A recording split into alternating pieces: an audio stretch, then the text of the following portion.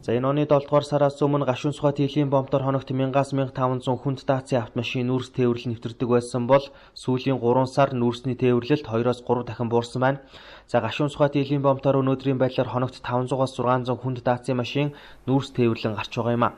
За энэ жил нүүрсний экспортоос улсын төсөвт төвлөрсөн орлого 1 тэрбум Америк долларыг давж, за өнгөрсөн жилүүдтэй харьцуулахад нүүрсний салбарын орлого 5 дахин өссөн гэсэн статистик гарсан.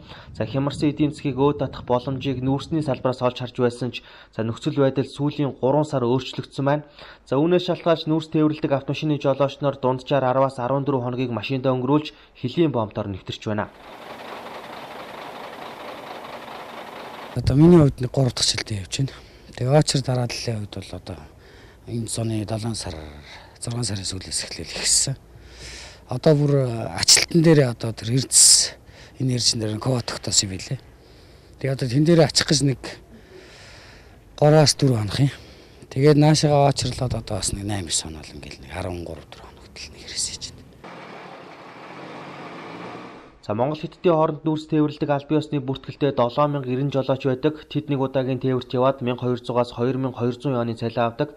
Тодруулах юм бол 5 ордоос тээвэр хийвэл 2200 юан, цагаан хадны дамжин өнгөрүүлэгчээс тээвэр хийвэл 1200 юаны цалин авдаг.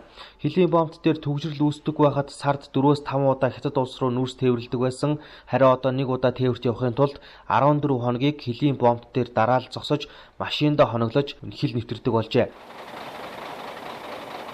Өнөөдрийн байдлаар бол бид нар юу яаж байгаа? 4 замаар бол нэвтрүүлж байна. Одоо шууд яг одоо гараад 2 замыг нээж ажиллах бүрэн бол боломжтой. Яг Хятадын одоо эсрэг талын татан авж байгаа чадлаас бид нар шалтгаалаад баг зэрэг багасгацсан байж байгаа. Тэрнээс ч одоо бол Хятад татан авалтаа сайжруулвал бид нар одоо шууд 2 шалгачаа нэмж солилоо 6 замаар одоо бүрэн нэвтрэх боломжтой. Ер нь бол тогтмол 6 замаар бол нэвтэрж ирсэн. Яг одоо энэ цаашаа Хятад руу одоо татж авж байгаа зам нь 2 хон урсгалаар нэвтэрдэг байхгүй ачаатай зам. Тэгэхээр одоо Монголоос 6 замаар гараад тийшээ 2-ыг нэвтрүүлэх одоо ямар шаардлагагүй бид нар одоо ачааллаад тэнцвүүлээд 4 замаараа одоо нэвтрүүлж байгаа. Хэрвээ сайн байх юм бол 6 замаар одоо бүрэн гарах боломжтой.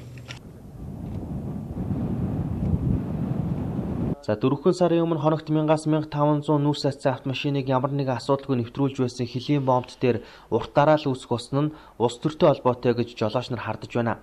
Хятадын талаас хил гайл дээр үүссэн нөхцөл байдалтай холбоотой ямар нэгэн тайлбарыг манай талынханд хэлдэггүй байна.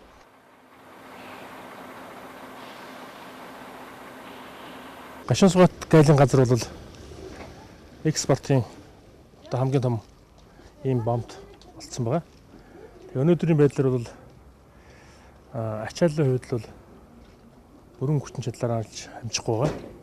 Энэ нь одоо юутай холбоотой гэхээр үндсэндээ Хятад талаас таталт одоо жоохон тиймэрхүү байгаа учраас өрөхгүй байгаа. Бомбын хамгийн олон машин нэвтрүүлсэн үеийн зэрэг 5-6 сард үндсэндээ 1500, 500, 1600 орчим машин нэвтрүүлж ирсэн.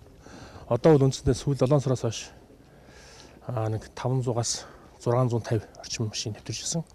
Сүүлийн мэдээгээр хамгийн сүүлд бол одоо өчтөрийн байдлаар 824 машин нэвтэрлээ.